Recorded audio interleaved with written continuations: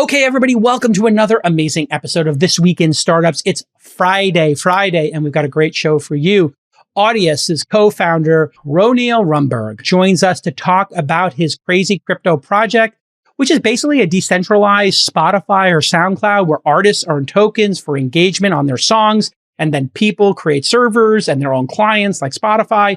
And it has generated $1 billion in market cap. It is a crazy ownership structure. You have to hear it to believe it. And I want to talk about China and how they are interfering and basically closing the noose on all of their tech companies. Stick with us. It's going to be a great episode.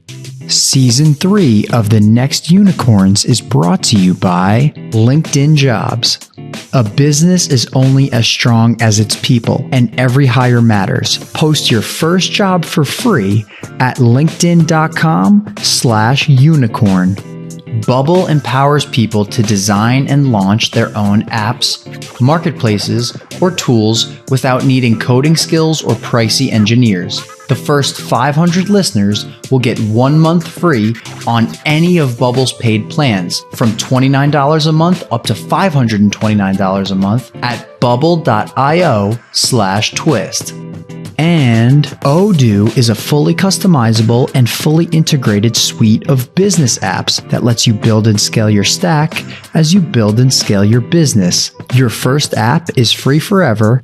And right now, Odoo is offering $1,000 off your first implementation pack at odoo.com/twist. That's odoo.com/twist. Okay, in our first news story, China is planning on banning U.S. IPOs for big tech companies. This is an ongoing story, and we've got to keep talking about it. The Wall Street Journal today in an exclusive report, and here's the quote: China plans to propose new rules that would ban companies with large amounts of sensitive consumer data from going public in the U.S., people familiar with the matter said. So let that sink in. We allow TikTok here, which has access to people's microphones, their photo rolls, their camera, their location, and their friend graph, and their phone book. We let China have all that information. China is so savvy that they're doing the opposite. We need to really look at China as our adversary. We are in competition with them here in the United States and the West writ large.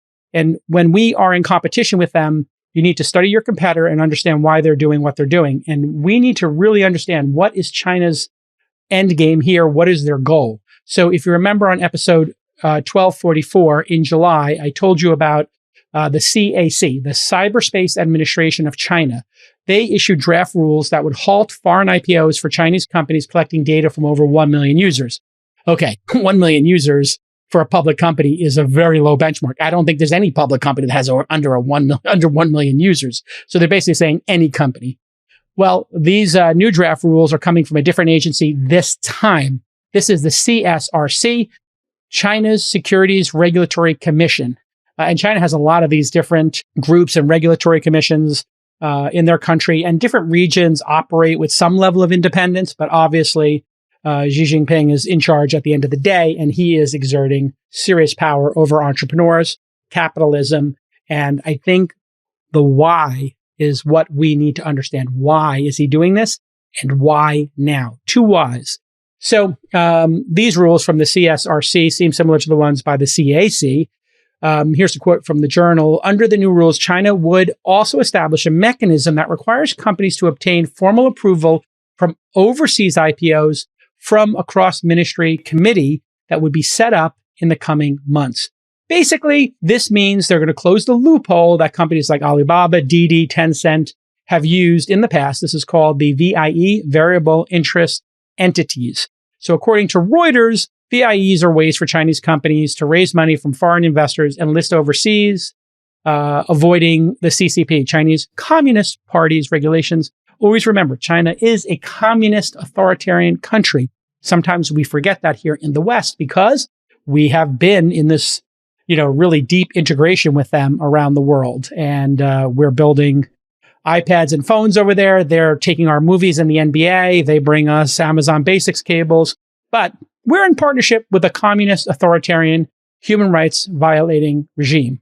Keep that in mind because we've all been living in a mirage that China is heading towards democracy. They are not. So from the Reuters article, the VIE structure was created 2 decades ago to help skirt Chinese rules restricting foreign investment in a number of sensitive industries, such as media and telecommunications. In other words, the Chinese are smart. They don't want other people owning their media channels, as opposed to us. Like, we have Fox. We let Rupert Murdoch buy a ton of stuff over here.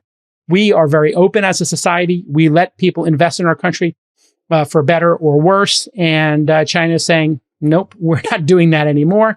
And they are trying to control this.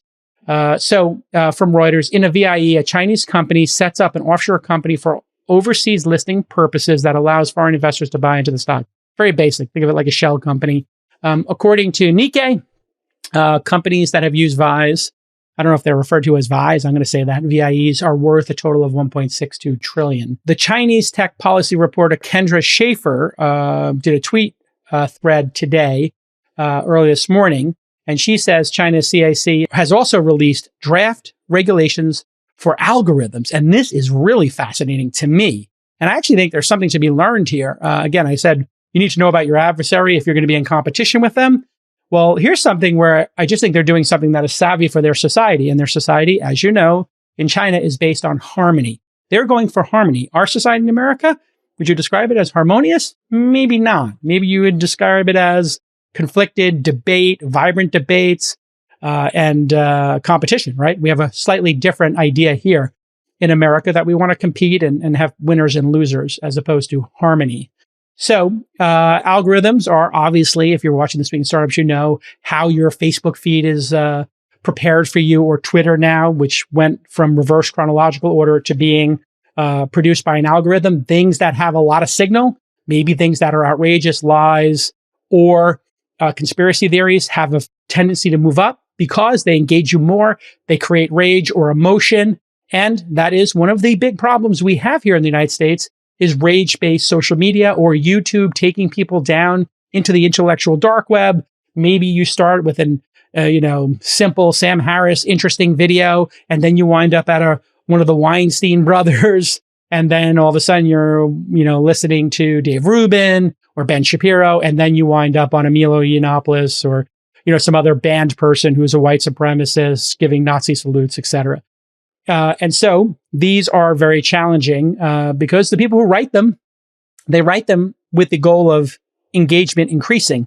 They don't actually know how the algorithm is doing this. They just tell the algorithm, hey, the outcome we want is more time on site. YouTube just wants you to watch that extra video, spend an extra 2 or 3 minutes there, and they make more money because they are advertising-based businesses. If they were subscription-based businesses, it wouldn't matter as much. Sure, Netflix tries to get you to watch an incremental show, but they're doing that for your enjoyment, not so that they can show you more ads. So here's the tweet from Kendra, who we should have on the program.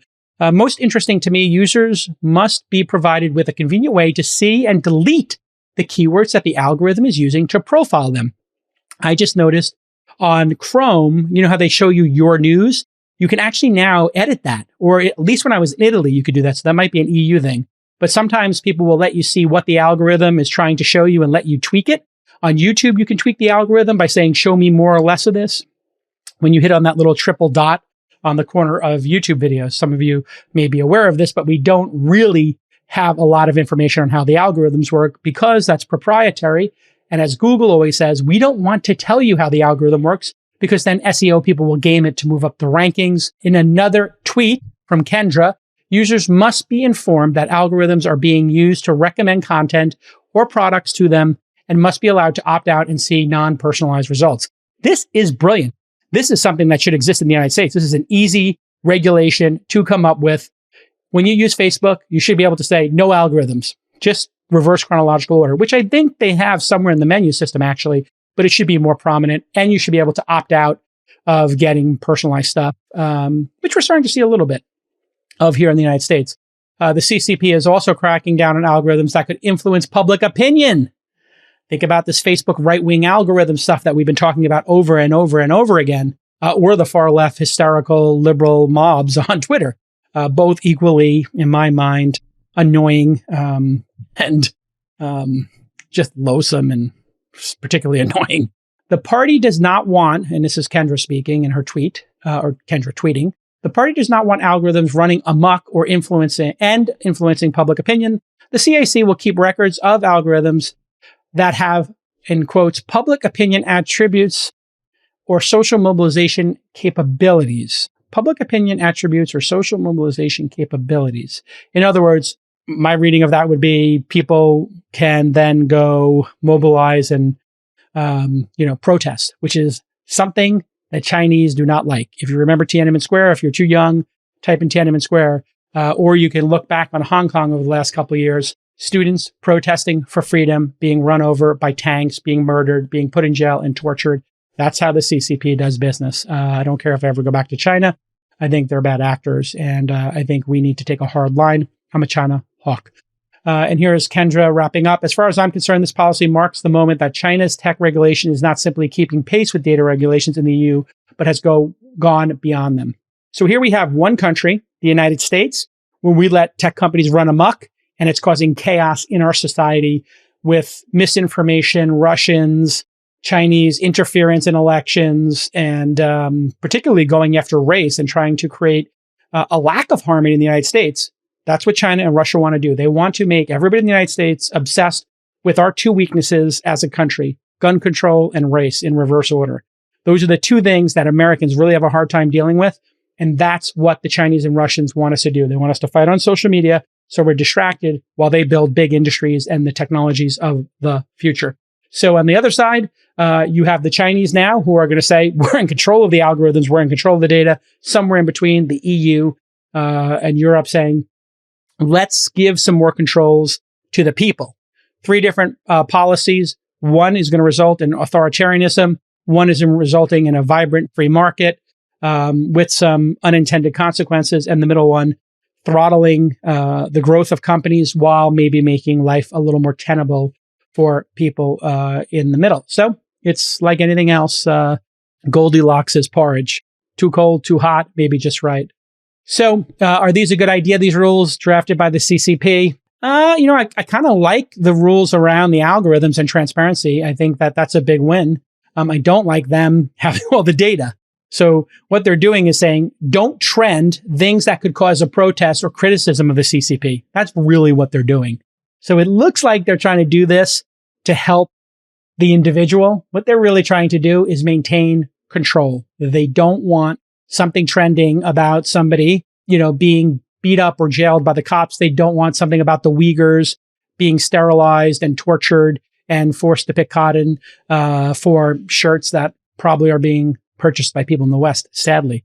That's why they want to control trending topics, which you can understand. If you're trying to run an authoritarian country, you don't want trending topics like we had here in the Black Lives Movement, right? BLM was driven in large part by not just video cameras, but those videos then trending on social media, and that caused massive social change. That same thing, China is absolutely aware that that could happen, and that's what they want to stop. So there's also some other things going on here related to the tech industry. China's Supreme People's Court, God, they've got so many of these, and its Ministry of Human Resources and Social Security have ruled that their 996 schedule, at least the one in tech, is going to be illegal. In other words, working 9 a.m. to 9 p.m. 6 days a week is going to be illegal. Even if you have stock options, even if you want to work, even if you love your job, you're creating something that's super world positive, they're going to get rid of that. 996, as you know, is pretty controversial because we used to all work that in Gen X. Like back in the day, that was kind of standard here in America. If you wanted to work at a tech company, you would expect it to be there on Saturday or Sunday. You were expected to get in, stumble in between 9 or 10 or 11 in the morning and stay till 9, 10 p.m. at night, especially when you were doing all-nighters. In fact, Zuckerberg used to do something called like a lockdown. He would lock down the company and all the developers and say, hey, we're working for 7 days, 20 days, 30 days on this project. And if you didn't perform and come in on weekends, I think maybe think less of you. Before we get to the ad read, I want you to go to linkedin.com/unicorn and post your first job for free at LinkedIn Jobs. That's right. A free job posting from LinkedIn Jobs. You're founders. You're running a company. You need to get talent in there to help you out because your company is growing so fast and you're so busy. Time spent searching for and interviewing the wrong candidates for a job opening is wasted time. You could be putting that into your customers, your product, your team, and your vision. That's why LinkedIn Jobs has made it easier to get the candidates worth interviewing in front of you, and they do it so fast. You can create a job post in minutes on LinkedIn and reach the world's largest professional network of over 750 million people. Focus on the candidates with the skills and the experience you need and use screening questions to get your role in front of the most qualified people. Then use the simple tools that are built into LinkedIn Jobs to quickly filter and prioritize who you want to interview and hire. We love LinkedIn Jobs here at Launch and This Week in Startups. We hired a third producer. We're going to hire a fourth. We got a curriculum designer working on Founder.University, which is going to be a 12-week program. Every week, 40 million job seekers visit LinkedIn. You get your first job listing for free. That's right, free. Free. LinkedIn.com/unicorn. LinkedIn.com/unicorn to post that job for free. Terms and conditions do apply because they're giving you something for free. If you remember my tweet from 2019, April of 2019, I wrote this. Founders were up against Jack Ma and China enforcing a 72-hour work week. 996 equals 6 days a week, 9 a.m. to 9 p.m. The same exact work ethic that built America. You can get on your Twitter pedestal and attack Ma, or you can make a plan to win. Well, here we are 2 years later, and I don't think we have to worry about China as directly in terms of competing against our internet companies. They're just not going to. This tweet, aged poorly, 996, is now illegal. So for a period of time, I do think the Chinese were a real threat here. Now I think China is going to have a civil war. I actually believe that. If they're going to really not have entrepreneurs in that country building for the future, they might have some short-term games where they take all their developers and put them on life extension, making super soldiers, making weapons. There could be some plan here that we're not aware of. I know this sounds crazy, conspiracy, madness, but if you look at the arc of history, you can look at other authoritarian countries where an authoritarian leader kind of jumped the fence and went a little crazy. Maybe Jack Ma was too threatening to Xi Jinping, and now Xi Jinping wants to control the country, and maybe he wants to dominate the entire human race and win planet Earth. This sounds crazy, I know, but there were other dictators in history who had a similar vision. And if you do not think that's possible now, you are incredibly naive, or you haven't watched the History Channel, or both. Pretty interesting turn of events here. If we just summarize, they displaced all the billionaire founders. Check. Then they started obstructing foreign listings and brought the hammer down on DD. And now DD is not going to launch in the UK, from what I understand. And they warned them to postpone their IPO, and then they didn't let people download the app anymore. Now they're telling big companies to basically not let people work overtime. And they're telling them how to handle their algorithms. How is this going to play out exactly? Seems like they're going to, the state is going to own everything. This would be as if, imagine if Trump or Biden went to Amazon and said, Bezos is out. You know, he retired, but Bezos is out. Amazon, nobody works overtime. And since you have all this data, we now get all the data and we kind of run it. And the end. Pretty crazy stuff going on here. So let's get on to the interview. Okay, everybody, next up on the program, we're going to talk a little bit about a really clever crypto idea. Now, you know, I've been a bit critical of all the scams, ICOs, speculation, market manipulation, regulatory breaking insanity in crypto over the last decade. But it really has been earmarked by, or bookended by, two very interesting moments. Over 10 years ago, the early true believers in the space had a really clear vision for what a decentralized, i.e., no one person in charge, a decentralized, currency-based infrastructure would look like and what impact they could have. And they were kind of dreaming up ideas. And one of them was storing money. Store of value is the fancy way of saying just storing money. Kind of think of that like owning gold, or maybe you own some diamonds or even cash. And then you had money transfer. Okay, are people really using crypto to transfer money around? In some cases. Speculation obviously has become a great big use case. People using all kinds of different coins, from real coins to ish coins, as a way of gambling on the internet or speculating on this crazy new future. Not something I'm a fan of. ICO is obviously something I'm not a fan of. But I feel like now we're at the 10-year mark. And I said from the beginning, some interesting ideas might emerge that were run by legit people who aren't running scams. And today on the program, we have one of those individuals.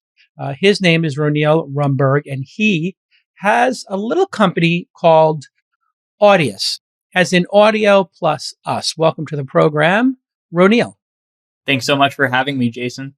You heard my little preamble there. I saw you nodding along and laughing a bit. You were attracted to the crypto space starting when? Yeah, so my first kind of intersection with crypto was in 2012 or so. So I was a computer science student at Stanford. I was very interested in distributed systems and like kind of practical use cases for those. So I was working at a little company called AeroFS at that time, founded by a guy named Yuri Sagalov. So I was, just the bumbling intern, right, at the office, and we were building this like kind of file distribution. Think like a decentralized Dropbox. That was kind of what they were trying to build. And of course, all the engineers at the office were like obsessed with Bitcoin, talking about it. And I was like, oh, that's interesting. And one of my other intern friends, who's now my co-founder at Audius, Forrest Browning, he and I, kind of were both talking about Bitcoin at that time. We were like, hey, we have free electricity at school, right? Like we don't get billed in the dorms for electricity. So what if we got some old cast off mining hardware and started to mine a bit, right? And because we could, mining hardware that was unprofitable for others to use because of the electricity cost. If that cost is zero, just like it's great. Yeah, you took out the expense. Yeah, I mean, beyond the expense of the rig, I guess. Yeah. So it started out really just as a way to get beer money, right? And as I learned more, I just got really excited about what this could do, and not so much to your intro around the financial use cases, but really around like what we could kind of build and have owned and operated by communities of people that otherwise used to be companies, right? Got it. You can organize people around things and make them do productive work, like in Bitcoin's case, kind of processing transactions without trusting each other. And that was kind of that core little nugget that I was like, oh, that's so cool. They never busted you for having these rigs in your in your dorm room? Nobody ratted you out? Oh, man. I mean, no one ratted us out, but we actually found a way. So, we were drawing so much current, we used to blow the circuit breakers pretty often for like our part of the floor. And then like people would be like, well, we don't have electricity. So we finally, when the maintenance person had come to open up the little breaker box and flip it, we convinced him to just leave it unlocked so that we could go turn it back on when Good for him. He doesn't have to come back and flip it every 2 or 3 days. Wow, and then win-win other situation. Than that, nothing else. No one noticed. So I'd thank the Lord you could have got banned. It would have been an ethical violation. But here we go. I think you're past the statute of limitations. So the NFT craze has really taken over. I mean, the last couple of weeks have been amazing, just in terms of people's embracing this new future of collectibles online. You started working with this concept of combining NFTs and the music industry, and you talked a little bit before about communities having power versus centralized power.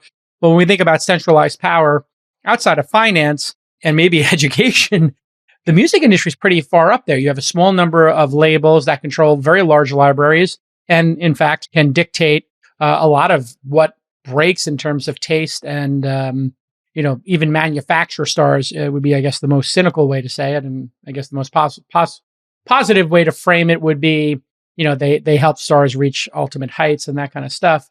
But tell me, what is the vision for Audius, which is spelled, by the way, for folks who are wondering, Audius, Audius. Yeah, so we really foresee a future where artists and fans are financially and otherwise engaging directly with one another. And direct means, no company sitting in between them, no middleman of any kind. literally like, if you consume my content the moment you consume it, money going into my pocket if I've chosen to charge for that content, or, if I'm monetizing in some other way, that kind of interaction being instantaneous. Right. And, that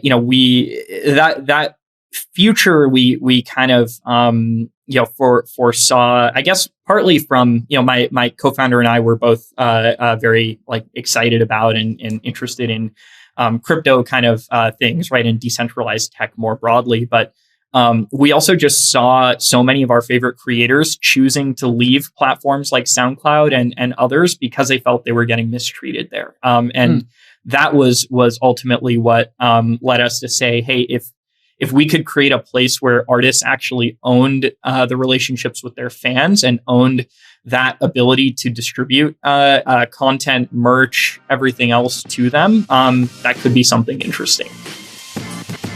I want to tell you for a minute about one of the original innovators in the no-code space. Yes, I'm talking about Bubble. Bubble empowers anyone to design and launch their own apps, marketplaces, or tools without any coding skills or pricey engineers. Mary Fox, who is a Launch Portfolio founder, quit her six-figure job after she discovered Bubble to build her professional coaching startup, Marlowe. And we invested in Marlowe because we're like, wow, this founder can build their own service and they're not a developer? It was amazing. Bubble offers a digital editor and cloud-hosted platform starting at just $29 a month. And users can build almost any complex website, from an app to SaaS to social networks. And you get to spend less time building and more time testing your MVP. Bubble utilizes drag and drop elements in their visual editor, so you can go from an idea to a launchable product in just days or weeks, not months. They handle all the boring stuff that you don't want to deal with, like deployment and hosting.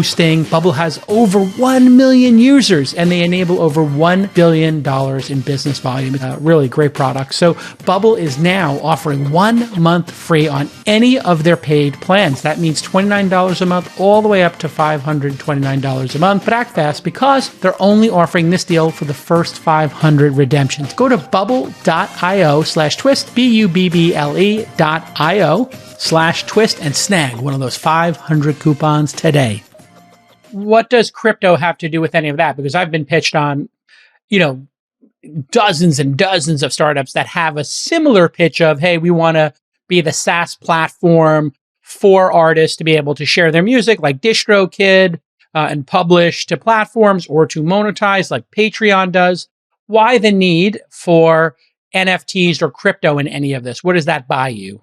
Yeah, so this is really, we see a means to the end of the distribution tool chain being owned and operated by the very creators that make it valuable, right? So without like a blockchain of some kind, we couldn't figure out from a technical perspective how to have this kind of distribution tool chain, not be in control of or in the hands of a company, whether that's ours or someone else's. So, when we say direct, I think, a lot of centralized companies will also use that term, right? But it's really, the money is still flowing through that company. That company is still in a centralized fashion controlling that distribution. And I think there's so much scar tissue in music from companies doing that, right? Like SoundCloud decided to take away their API, for example, and all of the workflows that artists had built up to like distribute concert tickets, for example, to fans that were following them on SoundCloud, they just stopped working because the API went away. So I think it was really a trust thing, right? Artists felt that they didn't need to trust, me or the team building this because that assumption wasn't baked into. Okay, so let's step back for a second, because as is the case with many crypto projects, we kind of almost instantly go to the 30,000 foot view and the philosophical view. Let's come back down to reality. I'm on the website right now. I see a bunch of trending songs. One of them is by my pal, Steve Aoki. And I see he's got a bunch of favorites and reposts and 20,000 plays almost. And it says at the top, $Audio rewards top 5 tracks each week win $Audio. So is this like a contest where if you trend, you then as Audius, the project and company, then give them coins in the cryptocurrency? So it's like a video game. And does Steve Aoki have a label? And then what do they think about him selling tracks here? How does this work? Yeah. So getting down to brass tacks, Audius looks and feels like any other music player, right? And that kind of, I think, is aligned with the philosophy we've put forward that, crypto is a means to this end. It's not the reason this product exists, right? If there were better tools to do what we wanted to do, we would have used them, right? I think, So to your some of your questions specifically, there are kind of these rewards programs that the network runs. So, like as a artist sharing content on Audius, if your track is among the trending tracks, which is determined by this kind of like karma algorithm that the community devised, it's all open source. If anyone's ever curious to check it out. You get these rewards on a weekly basis if you're part of that group. So that's not really monetization as such. We saw that more as a means to incentivize engagement, and folks like Steve have been very supportive of the platform. And yeah, I mean, today over 5.5 million people listen to Audius on a monthly basis, and over 100,000 artists have uploaded so far. So I think that's like the key thing here, right? Like, again, that crypto is the means to the end. The end here is like a new distribution tool chain for music. It's not, crypto, whatever, right? And I think that's where so in that way, it's wrong. Similar to like DistroKid or Spotify put together. You upload a song as an artist, and then people can listen to it, and you have an app so people can listen to music on there, but you don't have the rights to giant, huge catalogs. This is only music that people have chosen to share on this platform, correct? That's exactly right. So it's all been, directly uploaded by artists choosing to do that. There are some folks signed to labels that use Audius as well, but in those cases, like the artist went in and asked the folks at their label, like, hey, can I try this thing out or put some stuff there, that kind of thing. So there are different ways that content can different permissions that certain content might need to get, I guess is a better way to put it. But, anyone can come and upload their stuff and immediately, distribute it to the fans here and, their fan base potentially elsewhere too. Do the fans buy, what do you call your coin? $sign audio? Is it called Audius? It's the audio token. Yeah. Okay. So you buy the audio token.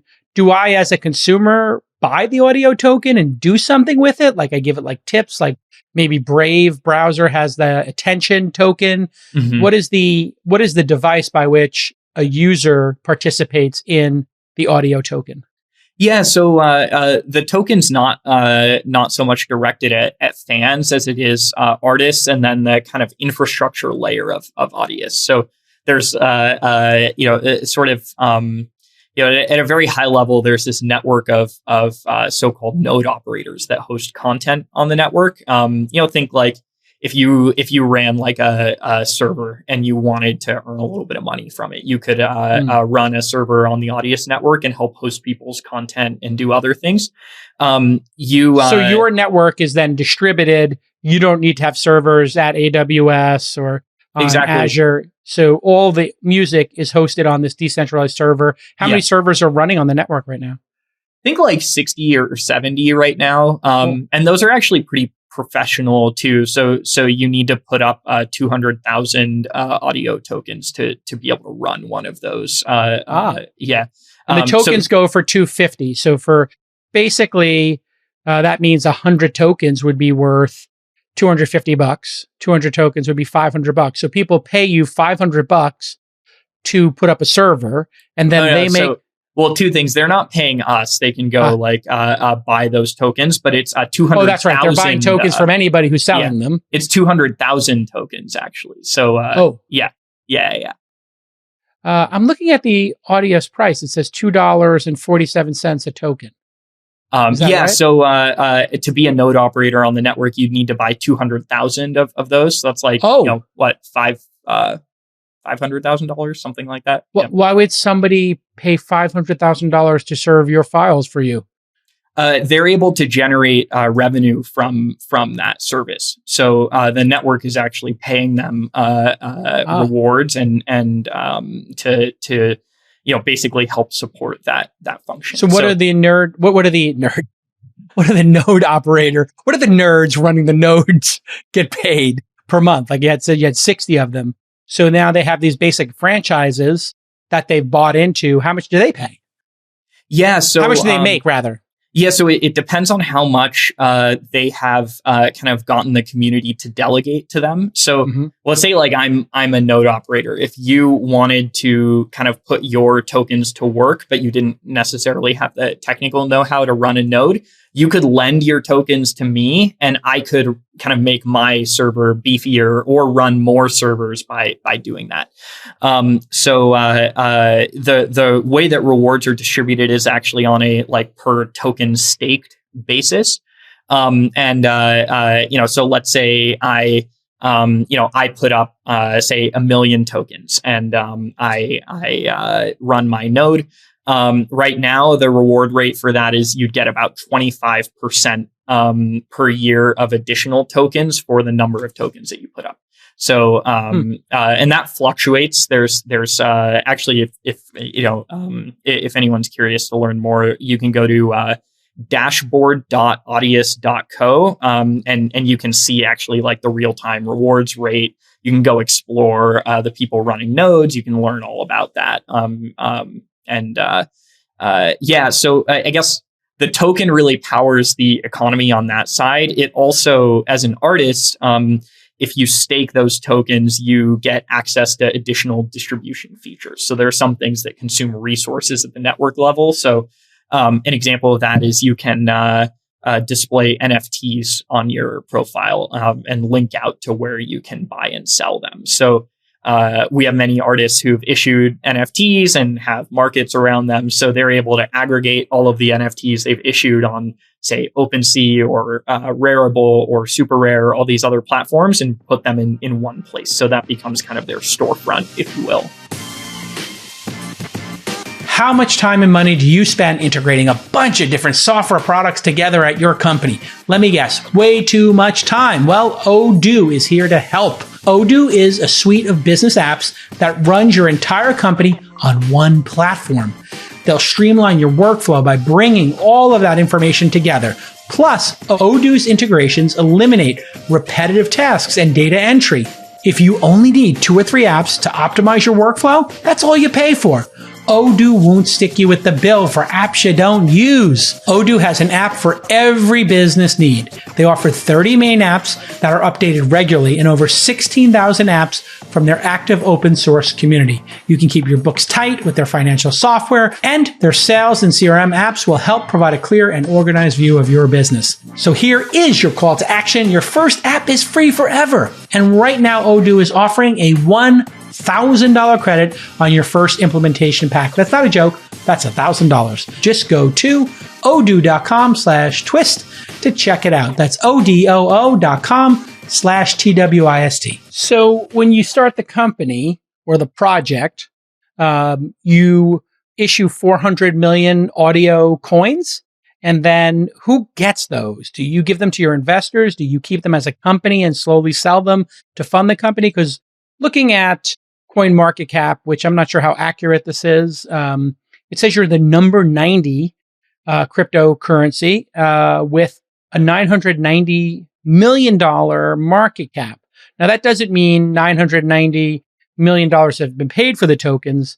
It just means if you took the total tokens in circulation and times it by $2.50, that's what you get, or so, whatever it is, right?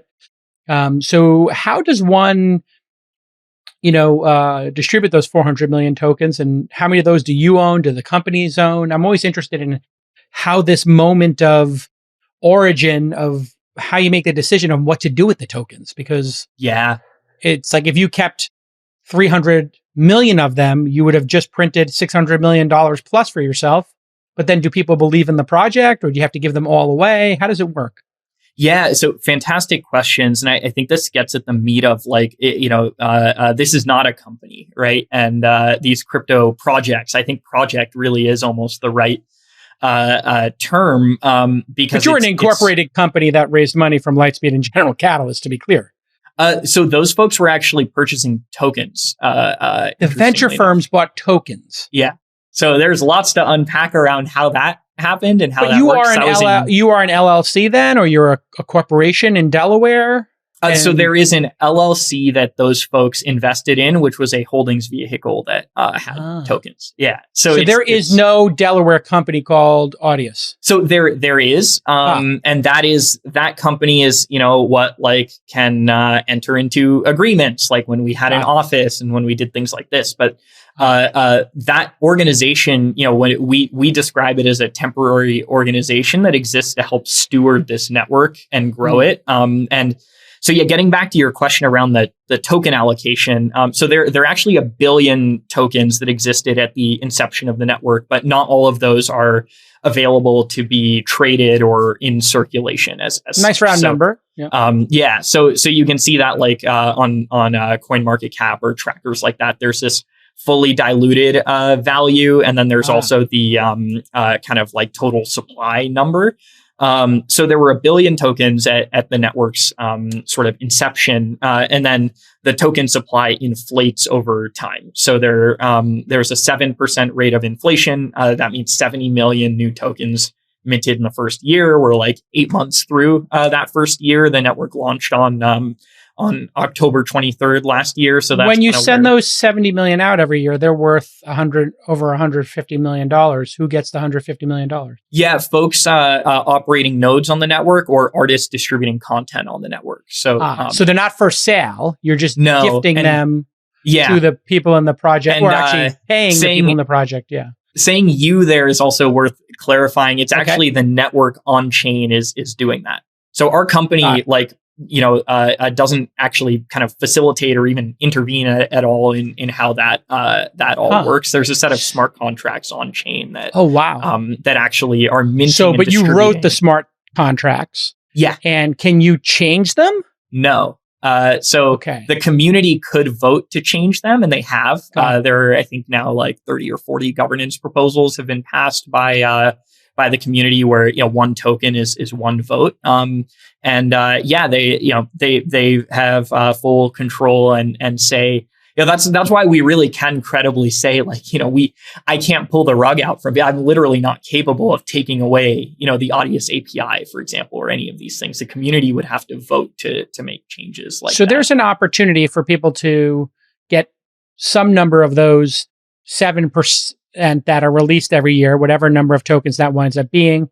If there's you have 1 billion tokens, so 7 would be 70 million a year. Is that right? Or released? Yeah, that's exactly right. 70 million will be released for the next 10 years or so? Or years? No, that's per year.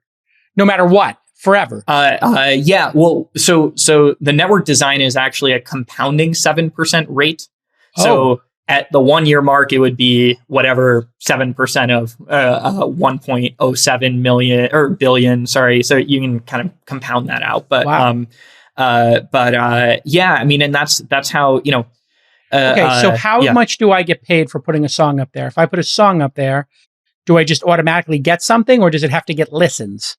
It needs to be listened to, and some of the structures are around how those kind of payouts are distributed get a little bit complicated, but it's also dependent on how much of the token you are staking as an artist to be able to get access to distribution and whatnot. Explain to the audience what it means for the artist to stake. We got the idea that, in order to be a node, put a server on the network and be part of the distribution, you got to have whatever it is, $500,000 in tokens that you've purchased. You're saying the artist has to buy into the Audius network as well in order to share? So they can also what does that cost them? Yeah, they can also earn their way in, which I think is interesting. So you can get started for free and upload content and do stuff like that. But your rate of rewards can increase if you have a larger position. So the size of your position kind of is almost like self-reinforcing and self-retrenching through that like inflationary distribution structure, right? Most of our artists, got their initial token ownership through when the network launched in October of last year. 50 million of those tokens were distributed to the biggest users of the network at the time. It was like the top 10,000 Oh, wow. Users. Is that of the referred network. to as an airdrop when you just gift people those tokens? Yeah. Yeah. So you gift those people the tokens, but it's not enough for any of them to get rich. It's just enough for them to splashy cashy, basically tip people for their music. Well, it varied. So there were some, some of the biggest folks, who were part of that airdrop, like earned, a dollar amount over like $100,000 from it, right? So it was pretty wild, and even more wild was seeing like because it was based on how much you were engaging on Audius, how much you contributed to the network, how much your content got listened to. There was this whole kind of formula thing. And there were some folks who, there's I don't want to name his name because he's in the midst of building his artist career, and he probably wouldn't want to be known for this, but he waits tables to get by, and he made like over $100,000 on in tokens on this. Even crazier, he was like, well, I'm not going to sell those. I'm going to hold them because I think this will be worth more. And he did very well based on that choice. So you don't have equity in your company, or the equity doesn't matter because it's just basically a shell corporation. So when you raise the 5.5 million, that goes for you to hire the developers to kind of work on the project to begin with. Is that right? That's exactly right. So the company raised about $10 million pre the token launch over 2 rounds. And both of those rounds were into tokens. So how much did those people pay for making that crazy bet per token? A penny a token? A dollar a token? Yeah, between 2 and 3 cents, depending on when. So they're up 100x at this point in time on their original investment in 2 years. I can't comment on the price and whatnot, but the price is $2.47, and you gave it for 2 cents, so that'd be 100x. It's just math. Yeah. I mean, all this stuff is public, right? When we talk about this, one of the great things about talking to a crypto person is you don't have to be private about this. All this information's on the chain and public. It is, yeah. So we would know which venture firm bought which amount of tokens in that sale. It would be, we'd see their wallet, right? And we'd see them buy it on the blockchain. Yeah, that's an interesting one, actually. So I think it's not as like obvious or clear on chain what those large holders are doing. The reason being that for example, many custodians, so there are these professional services that hold tokens on behalf of others. They'll like pool together tokens, and they do like funky kind of things. Yeah. So this whole idea that crypto is transparent and the blockchain is transparent gets totally obscurified by the fact that there are custodians who bundle this together and abstract that. So that whole concept, which was one of the powerful things, can also be reversed. Just like an LLC, somebody could own a series of homes under some crazy LLC that nobody recognizes. So you can abstract that. Yeah. Which is actually, I mean, even without the custodian thing, like what if I just have like 50 wallets, right? Like it's free to make more. So you could make 500, right? Like you could write exactly. As a computer science person, you could write a script right now to make an unlimited number of wallets, or is there some upper cap? No, I mean, well, each one costs some money in terms of Ethereum to interact with. So there is some, you can't have like a billion wallets or something, but you could have like 10,000 plus, and people actually do that, right? Like, especially, why would they do that? Folks want anonymity. They want, all kinds of things. I haven't done that. I don't think, most, so we could find your wallet. Do you share your wallet and what's in it? Because I see that's like a trend amongst crypto people, is publishing their wallet, right? It is a trend. So, I choose not to share that just because there's sort of some, operational security risk you take. Well, yeah, then people could hack your shit. Right. So let me ask you this. When you start the company and you have all these coins, you're the founder. You don't get equity in a company that has a cap table, really. I mean, I'm guessing you do, but that company's never going to get sold, right? that company is worthless, right? Is the position that so we how take. many how do you decide how many coins to give yourself as the founder? And Yeah, that must be public information, right? That's not Why would it not be? Isn't the whole point of crypto to like be transparent and people to know if they're going to buy into this project, that they know how much you gifted yourself? Like, what if you gifted yourself in a hypothetical situation 80-90% of the tokens, then everybody else is like the sucker at the poker table, you control the currency? Yeah, well, so what is publicly disclosed, and there are even like, I think norms have emerged in the community around what kind of, what folks should be transparent about. But you don't necessarily want to be going and naming, so-and-so has X number of tokens, because again, it becomes a security risk, right? I mean, I know folks who've been kidnapped, who've been extorted, there's just all kinds of, really nasty things that you don't want, to have, happen. But, in the case of Audius, there's this foundation that helps steward the growth of the network. And that owns 20% of the token supply, so 200 million tokens. The early team folks own I'd have to actually pull up the precise distribution in front of me, but it's also on our website and whatnot. I think it's around 37% of the full pie. So like 370 million tokens, somewhere thereabouts. So the founders and all the early employees, and I guess you get to pick who gets what as the founder. You distribute like an equity cap table? Yeah, it's like you distribute it. Yeah.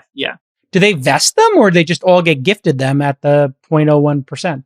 It's all vested, and it actually was, most of those were distributed before there was like a price on the token. So let me ask you like a practical question as the founder then. If you give people all those tokens, and then all of a sudden it appreciates and they become a millionaire or deca millionaire, then how do you keep them working on the project? Don't they just quit and go to Italy and sit by a beach? So fascinating question. And it's one that, we and many other projects are grappling with as we speak, right? I think so that is happening. People are just getting instantly rich, and then you have to rely on them wanting to get more rich. Yeah. There are people who, joined a project like Audius, say 2 years ago, right? Or 2.5 years ago, and are, now like kind of in the range of what you just described, right? So, those tokens still vest, right? There's a 4-year vest on them. The company or the foundation actually maintains like a repurchase right against them, right? And that repurchase right lapses with time. But there are folks who are fully vested and still here, and the reason for that is, think about if like 99% of your net worth were one thing, what would you do? You'd want to make it more valuable, right? I've been there. Yeah. You've seen me on CNBC talking about Uber and defending the company. Yeah. Well, yeah. I've been there. So it creates some really interesting dynamics though, right? Because liquidity just happens so much earlier in the life of one of these things than it would in like a normal company, right? It would be as if the Uber employees or SpaceX employees could just exercise their shares without needing permission for a secondary share. They could just, being public on day one, essentially, is what it is. So, is the foundation a nonprofit? It is. I actually don't want to misspeak on the precise status of it. Because it's not based in the US. So I don't think that. It's like in the, wasn't it the Zerg or the Zerg or whatever it is? Ours is in Panama, but it doesn't, I don't know exactly what, there's a different type of organization where I don't think it's tax exempt, but it is, there's sort of a separate set of stewards of that organization, and there's some specific rules about how they can distribute. Because you can't do any of this in the US, right? You can't do it in the US and you don't sell tokens to people in the US, and you have like a little warning on your website, hey, you can't buy these tokens, you have to be an accredited investor kind of thing, because people could look at them as shares as opposed to utility tokens. It's actually not so much that as this entity structure, like I don't think one of these foundations could be seen as like a bona fide 501c3 nonprofit, because there's an incentive to make the tokens like more valuable, et cetera, right? So I think that's where the confusion kind of lies on that front. So I think that's why many projects have these foundations in Switzerland, in Panama, in Singapore. There are 3 or 4 jurisdictions that I think have this. It's called a foundation, actually, but I don't know the precise legal term for what What's the governance of this foundation? So there's kind of a group of directors that are basically kind of responsible for executing what is asked of them or required of them by the network. But there's actually like a prescribed set of rules that govern how, basically what they do, right? So it is not governed by like a board of directors or anything like that. There's basically like this almost like rule set that they have to follow.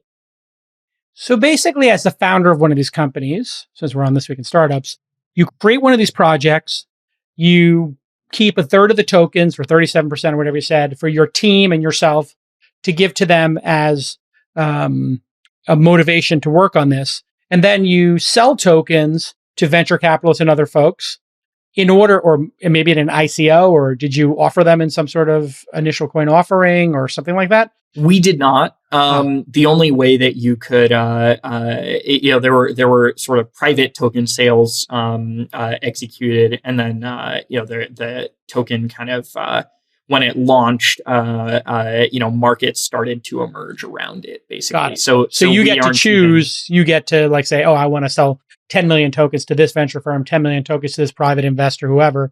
You get the money for that into the foundation. The foundation then has money to pay developers to kickstart the whole thing. Yep. It's about right. Yeah. It's very different, right? It's so weird. Yeah. So how much did the foundation sell in tokens, and how much money does the foundation have to hire developers? So that was 200 million left, like after all the private sales had happened. So that like $10 million that got the network to launch, that happened prior. Yeah. So the foundation actually hasn't, at least as far as I'm aware, and I'm not, I don't work for the foundation, so I don't actually. Who do you work for? I work for, there's, the US company that I mentioned, which is separate. Got it. Separate. So you created the project, but you're not on the foundation? No, yeah, I'm not. Okay, I'm super confused right now. That's the nature of, it is a decentralized ecosystem, right? There are actually like 3 or 4 other companies like my company that exist to help build Audius and get grants from the foundation and from other folks. Wow. Yeah. So how much money does the foundation have? They have 200 million tokens. 200 million tokens. So they got 400. Wow. They've got 450 million or $500 million in tokens. And some group of people who nobody knows who they are, or they're listed on your website, or is there a foundation website? It is, it's kind of through the structure. It's not disclosed publicly who those folks are. Again, there's some security concerns and whatnot. So there is a unknown organization in Panama, which we don't know who's on it, that controls $450 million. Yep. That is so bizarre. And you're not on it, and you created this. That's right. Yeah. But you know who's on it, but nobody can know because of security reasons. Well, I think look, you just said it yourself. There's a big bag of value that they control there, and that's there. Yeah, but Tim Cook controls more money on the planet than anybody, and we know Tim Cook's name. But I do think in crypto, there's sort of there's certain controls that like the traditional banking system has to prevent extortion issues, things like that. Someone like Tim Cook also has a full-time security team, right? So there's different concerns for folks. I mean, even like yourself, Jason, right? That you have to. No, I have security concerns, but I don't get to put money in the emerging world and have no accountability for it. Everybody knows how much stock I own in S1s and those kind of things. So I don't get to hide it. That's the thing that I think is crazy. Like, and then the fact that you started this thing, you don't know. Like, And then they make the decisions for this. It's like a crazy brave new world I can't get my head around. Yeah, so I think we're not alone in this kind of structuring. Like the Ethereum Foundation, I think really did a fantastic job of like setting a standard of expectations around transparency, around operation. You know, you can a lot of folks give them a lot of crap for how they've managed those funds and whatnot, but I think they did set the standard for what the community should expect and should look for around decentralization, right? Like, look, if I were in a position to control all of that and like all this other stuff, like this thing would not be decentralized, right? Like, we would not, be able to actually, realize the vision that we set out for this network, right? So it all serves that goal. What is the 51% attack that people talk about, or the being able to, own all the mining and then be able to, vote to give yourself all the shares through the smart contract? This has happened with some DAOs. And how does one, when you launch a project, protect against that? Because the way you're describing it, you're not on the board of the foundation. There are 60 miners out there who paid to be on it. They get to vote on smart contracts to change anything. You sound like you have little control over what's going to happen in the future. So what happens if a bad actor, a bunch of Russian hackers, Chinese hackers, whatever, some rich person comes in, buys out 50 nodes, and then they just go, okay, you know what? We're going to have this work in a centralized way, and we want the foundation to give us all the tokens. Like, how do you stop that kind of bad actor situation? I know I'm making it sound crazy, and it's probably not as crazy as I made it sound. I don't think it's that crazy, because it's happened before, not with kind of tokens, at least as far as I can recall, but like 51% attacks have happened in hash power, and it's in principle similar things. So yeah, I mean, I think what you really, there are two things that folks will look to, kind of, the level of distribution of the token, meaning that like you should need a pretty large number of people to get to 51% ownership of the token. So like a large number of people would have to collude to misbehave, to like cause a problem. That reduces the risk. The other thing, like, to your question of, what if some, really rich person or some, say, institution with deep pockets decided they wanted to take a network like this down or do whatever. Or control it, co-opt it. Exactly, yeah. Like, what if Spotify decides, like, this is a really great idea and it's disruptive, and they have unlimited capital, and they just start buying the nodes and buying people out, and, they build up the infrastructure here? Yeah, I mean, so I think that's actually why so many of these networks have a native token. It actually becomes, think about like if you tried to buy 51% of the outstanding shares in a company, like you would drive the price up so much in the process of doing that, it becomes just financially infeasible to do so, right? Even activist investors, if they try to take over a public company, they'll get like 5% usually before their hand is tipped, right? Like it's just impossible to aggregate that much without like meaningfully altering the landscape of the market. And I think that's kind of a similar thing here, right? Like for someone to actually go buy 51% of the outstanding tokens, that it just would. It would completely, you could think of it as like it would be impossible to execute that trade in like a reasonable way, I guess. Yeah. So if you succeed and you get, I don't know, 1 million artists to be releasing content on here and making money, what would the music industry look like in 10 years if it had like a Bitcoin or Ethereum like run, and you went to a $10 billion market cap from $1 billion? And you just had massive participation, and major artists were releasing on this platform, and Jay-Z and Beyonce and whoever were releasing songs on it. What would that look like for the world? Yeah. So we're well on our way. Over 100,000 artists have uploaded so far. And I mean, some folks whose names people might recognize, like Skrillex, Diplo, Deadmau5, Steve Aoki, like you said, Blau, RAC. Like there are a lot of bigger name folks that you would recognize that actively use Audius today. What does the world look like? I think it's one where artists and fans are engaging financially with one another directly, with no intermediaries, with no one sitting between and controlling that relationship. And I think that future, right, is one where artists can make so much more and monetize the value of their work so much better than they do today, right?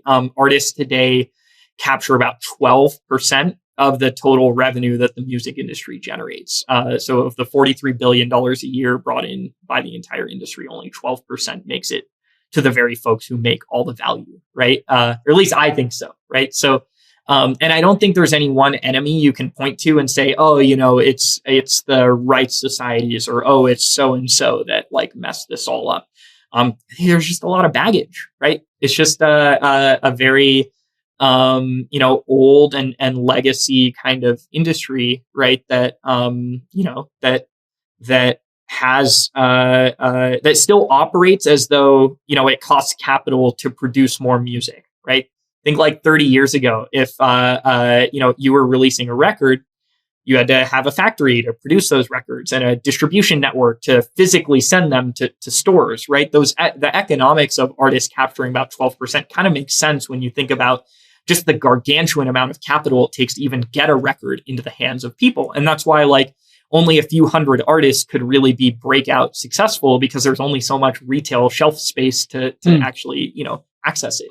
But today, the marginal cost of distributing another track is zero, right? That's what software did. So the industry hasn't caught up to that reality, but it quickly is. I think even seeing the labels have remade themselves from a business model perspective as effectively like kind of full service, like artist services, marketing, yes. Touring, they've merged, they're really moving into those other ones. And so somebody in the network could create their own merchandising, offering. Yeah, they already are. Yeah. Oh, really? And then you can participate with your audio coins, or you could do a touring one. And none of this has to do with people paying in their player yet. But at some point, somebody could make a player that says, hey, in order to listen to this group of artists or to listen to this song in the first week, you have to pay this amount. For the next month, you pay this amount. And for the next, for the first year, you pay this amount. And then it's free after that, and create subscriptions using the coin. People can do whatever they want with this token, right? That's exactly right. And yeah, they already are. Even, the way that, content is accessed on Audius to what you just said, more than half of listening on the network is from third-party interfaces. It's not from, the audius.co. Everyone from like video games have integrated this catalog because they get cool music for it, for their game or whatever.